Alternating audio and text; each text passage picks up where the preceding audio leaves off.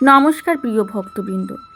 আজ আপনাদের এমন একটি কথা বলতে চাই যা শুনতে খুব সাধারণ মনে হতে পারে, কিন্তু কথাটার গভীর অর্থ যদি একবার হৃদয় দিয়ে বুঝতে পারেন তাহলে হয়তো জীবনের অনেক বোঝা হালকা হয়ে যাবে। মানুষ সারা জীবন ছুটে চলে, কখনো কোনো জিনিসের পেছনে, কখনো কোনো মানুষের পেছনে, আবার কখনো কোনো সুযোগের পেছনে।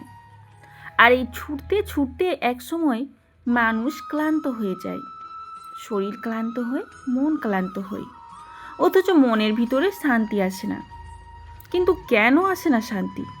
কারণ আমরা একটা ভুল ধারণা করে বসে থাকি।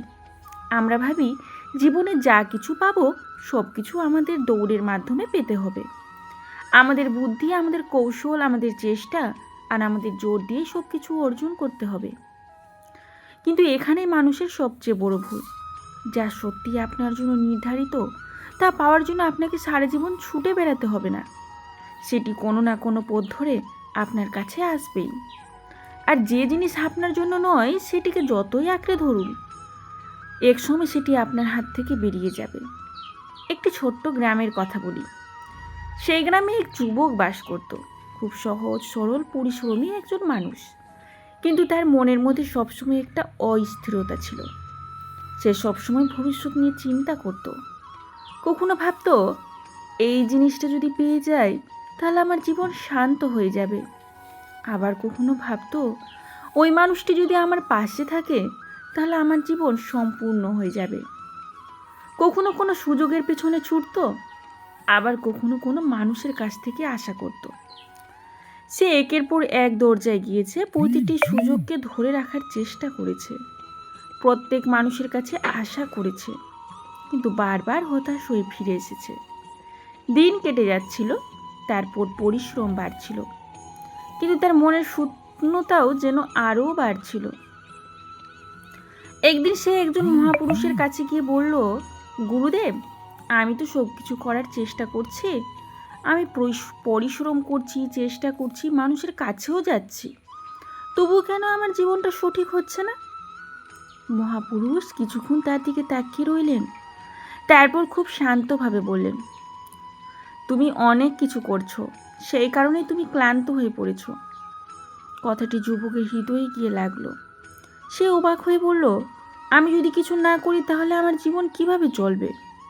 মহাপুরুষ মৃদু হেসে বললেন, যা তোমার জন্য নির্ধারিত তা তোমাকে খুঁজে নেবে, আর যা তোমার নয় তাকে ধরে রাখার চেষ্টা করতে গিয়ে তুমি শুধু নিজের শক্তি নষ্ট করবে। প্রিয় ভক্তবৃন্দ, কথাটি শোনা খুব সহজ, কিন্তু জীবনে মেনে চলা অত্যন্ত কঠিন। কারণ আমাদের মন সবসময় কিছু না কিছু ধরে রাখতে চায়। আমরা চাই সব কিছু আমাদের ইচ্ছা মতো হোক, আমরা চাই আর যা চাই আজই যেন পেয়ে যাই। কিন্তু ভগবানের পরিকল্পনা আমাদের ঘড়ি অনুযায়ী চলে না। যুবকটি প্রথমবার নিজের জীবনকে একটু থামিয়ে দেখল। সে বুঝতে পারল, সে যত বেশি দৌড়াচ্ছে তত বেশি নিজের ভিতরের শান্তি থেকে দূরে সরে যাচ্ছে।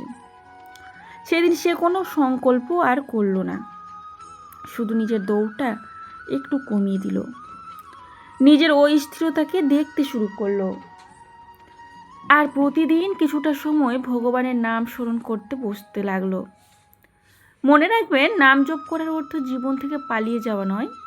নাম জপের অর্থ হলো জীবনের অস্থিরতার মাঝেও নিজের মনকে একটু থামতে শেখানো। এইভাবেই কয়েকদিন কেটে গেল, কোনো অলৌকিক ঘটনাও ঘটল না, তার হাতে হঠাৎ কোনো বড় সম্পদও এলো না, কিন্তু তার ভেতর একটা পরিবর্তন শুরু হলো।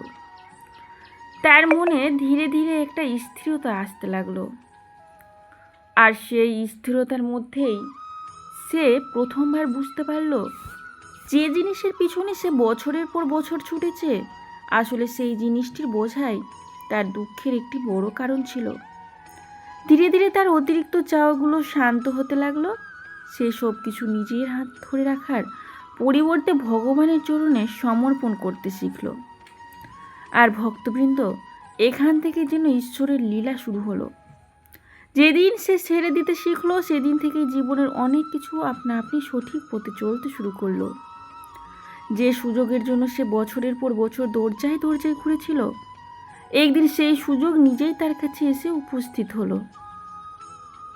কিন্তু এবার যুবকটি আগের মতো উচ্ছ্বসিত হলো না, কারণ এবার সে একটি গভীর সত্য বুঝে গিয়েছিল।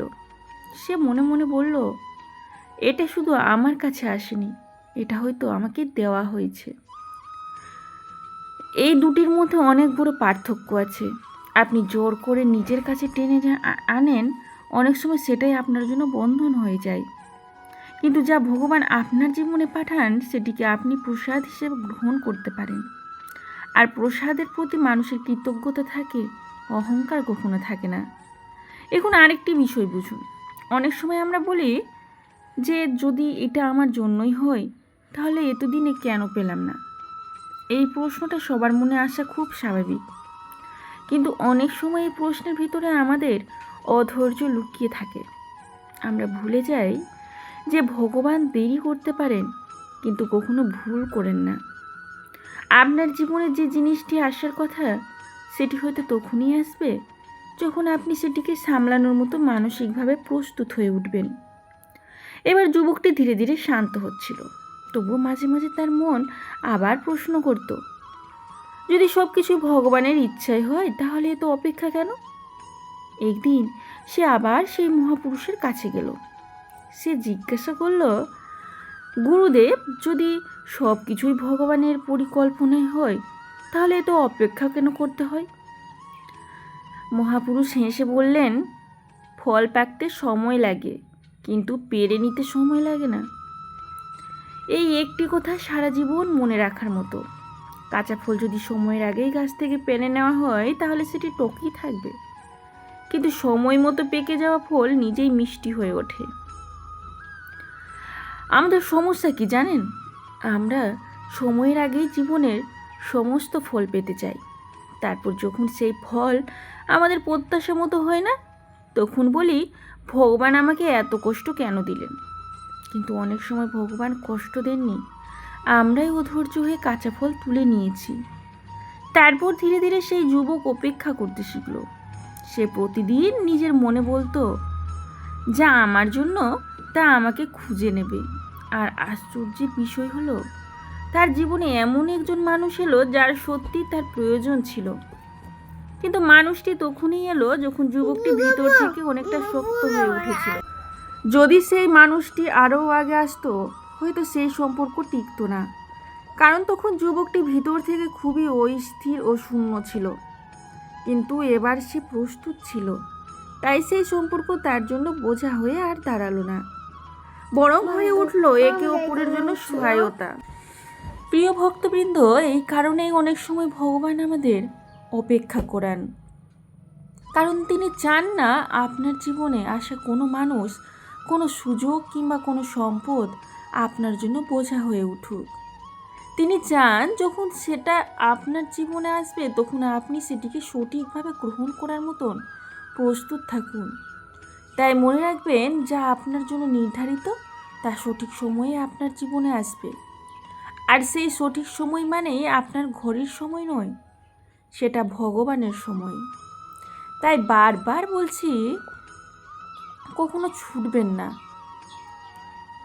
জোর করে কিছু টেনে আনবেন না, কাউকে ধরে রাখার জন্য নিজেকে হারিয়ে ফেলবেন না, কারো কাছ থেকে স্বীকৃতি পাওয়ার জন্য নিজের শান্তি নষ্ট করবেন না। শুধু নিজের কর্মটা সৎ রাখুন, নিজের আচরণ শুদ্ধ রাখুন, ভগবানের নাম স্মরণ করুন আর ধীরে ধীরে বিশ্বাস করতে শিখুন। কারণ যা সত্যি আপনার তা আপনাকে খুঁজে নেবে, আর যা আপনার নয় সেটিকে ছেড়ে দিতে পারার মধ্যেই আপনার শান্তি লুকিয়ে আছে। আপনি সব কিছু নিয়ন্ত্রণ করতে পারবেন না, সব প্রশ্নের উত্তর আজই পাবেন না, সব ইচ্ছা আজই পূরণ হবে না, কিন্তু বিশ্বাস রাখুন, ভগবান আপনার জীবনের প্রতিটি অধ্যায়ের অর্থ জানেন। আপনি শুধু আপনার কর্তব্যটুকু করে যান। অতিরিক্ত দুশ্চিন্তা ছেড়ে দিন।